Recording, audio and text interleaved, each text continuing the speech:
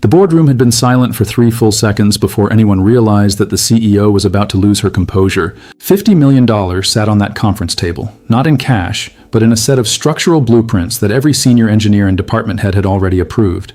The woman at the head of the table, known throughout the industry for her unshakable control, was staring at a screen with an expression that no one in the room had ever seen before.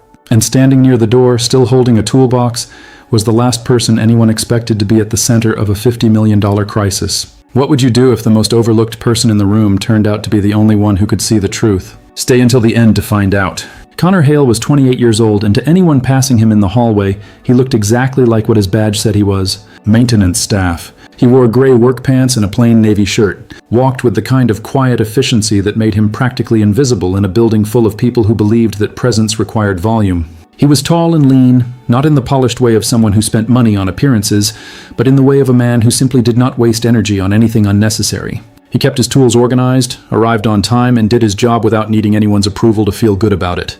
But Connor Hale had not always been a maintenance worker. 6 years earlier, he had been a structural design engineer at one of the most respected civil infrastructure firms on the East Coast. He had been considered unusually talented, the kind of engineer who thought in systems rather than components, who could look at a load-bearing calculation and immediately feel the places where the math was lying. His colleagues called it instinct. His professors had called it rare. He had called it paying attention. Then his wife Rachel was diagnosed with stage 3 cancer. Then she died. Then he had a 5-year-old son named Carter, and a grief so heavy he could barely get through a single workday without his hands shaking. He left the firm. He took a quieter job. He was still putting Carter to bed every night, still making lunches every morning, still doing the math that mattered most to him, which was not load coefficients, but whether his son felt safe. Carter Hale was 6 years old and already startlingly perceptive. He noticed things adults missed. The way his father went quiet before a storm. The way certain songs made Connor set down his coffee and stare at nothing. Carter didn't ask many questions. He just stayed close. And that closeness was worth more to Connor than any title, any salary, any return to the career he had stepped away from. Abigail Stone was 27 years old and ran a construction technology company with the precision and intensity of someone who had never once been told to slow down and get it wrong. She had taken over the firm 2 years earlier at 25 after the previous CEO, a man her father's age who had underestimated her exactly one step down. Under her leadership, revenue had nearly doubled. Her instincts for risk were sharp. Her tolerance for error was essentially zero, and her ability to read a room and cut through noise had made her in some circles genuinely feared. She was not by nature cruel, but she was demanding, in the way that people become demanding when they have been disappointed too many times by people who were supposed to know better. She expected competence. She expected accountability. And she expected the people around her to understand that when $50 million was on the line, there was no room for sentiment. Sebastian Cretar was 45, the company's director of engineering and the man most directly responsible for the bridge system design that was about to change everything. He was confident in the way that experienced professionals sometimes become.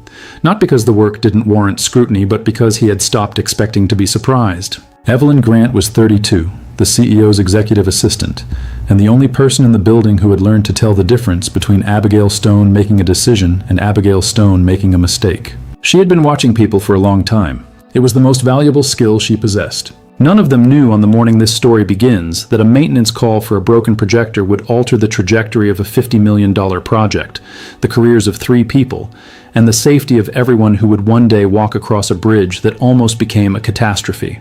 The project had a name officially, the Meridian Smart Bridge Initiative. Internally, everyone called it the $50 million bet, though no one said it out loud in front of Abigail. It was the most ambitious project the company had ever undertaken. A series of interconnected smart bridge structures that would incorporate real-time load monitoring, adaptive support systems, and environmental stress feedback loops. If it worked the way the engineering team promised, it would set a new standard for infrastructure design in the country.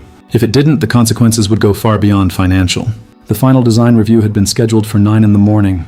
By 8:55, the glass-walled conference room on the 14th floor was full. Sebastian Cole stood near the projection screen with the particular posture of a man who had already rehearsed his talking points and found them satisfying. 6 engineers flanked him, their presentation materials organized into a sequence that was designed to communicate one thing above all. We have thought of everything. Abigail Stone arrived at exactly 9. She sat at the head of the table, set her notepad down, and looked at the screen.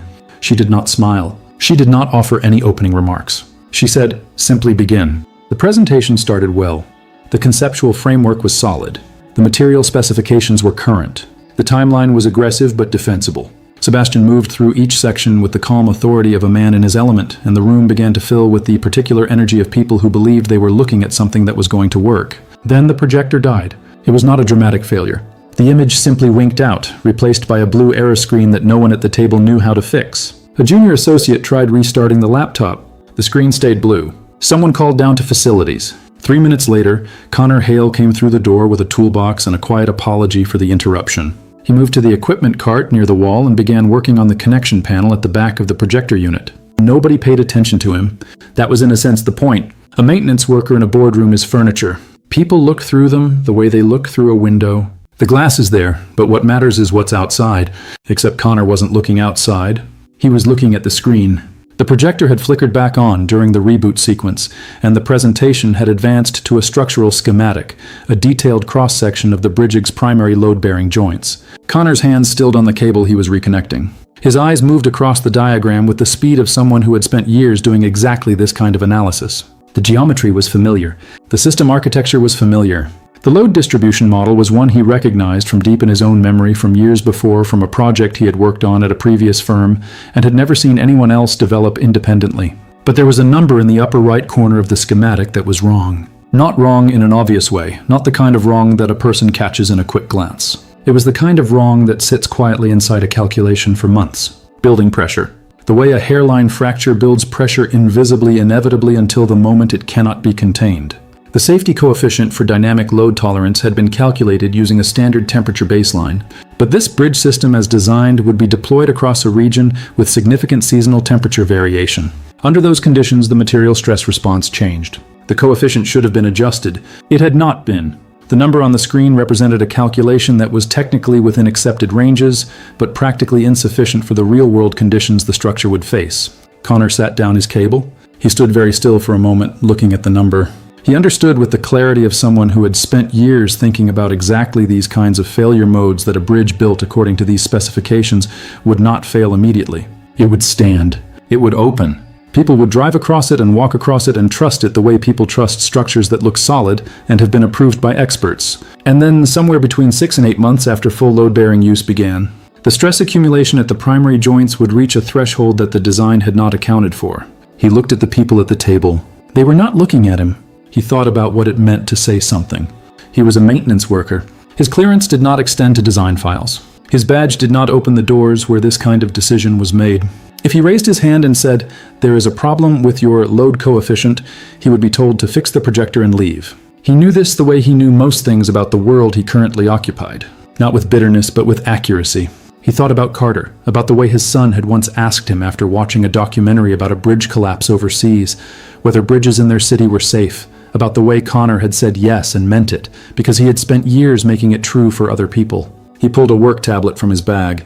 He accessed the shared building network, a standard maintenance access point that all facility staff used to log equipment reports and pull technical schematics for systems they serviced. The bridge design file was stored in the company's project server. Connor was not supposed to be in that folder. He had no technical authorization to edit anything inside it. He opened it anyway. The edit took 4 minutes. He changed a single value, the dynamic load safety coefficient, and added a comment tag with a flag notation that would appear the next time anyone with admin access opened the file. He did not sign it. He did not explain it. He closed the file, finished reconnecting the projector cable, packed his bag, and left the room.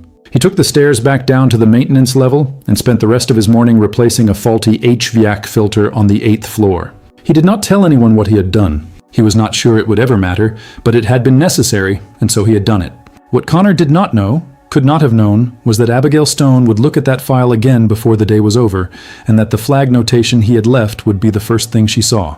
The afternoon presentation resumed after the projector issue was resolved, and the full engineering team presented their final sequence without incident. Abigail listened. She asked 3 questions, all of them precise. All of them answered adequately.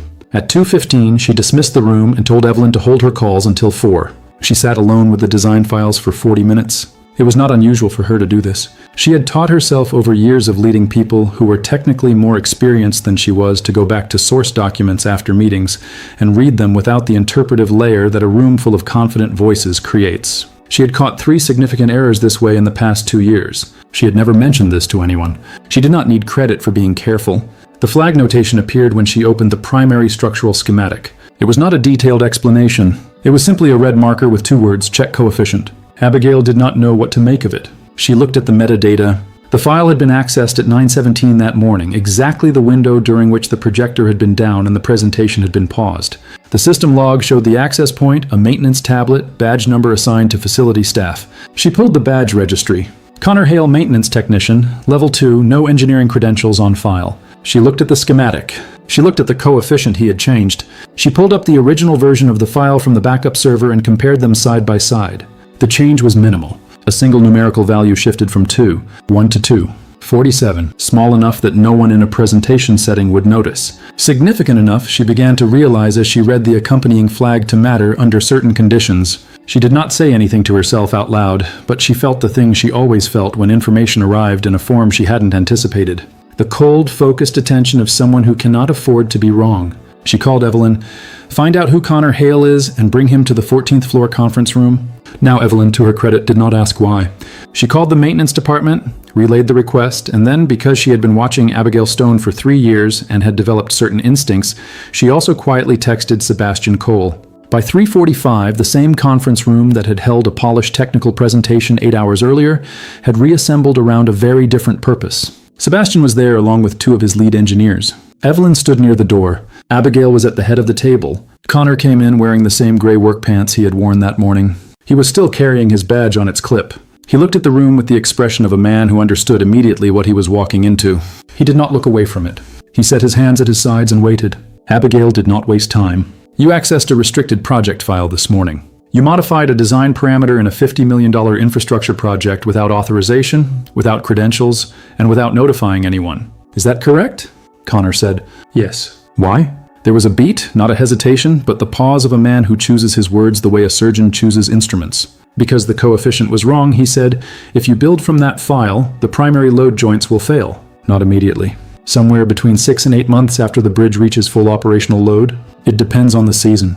Winter would accelerate it. The silence that followed was not empty.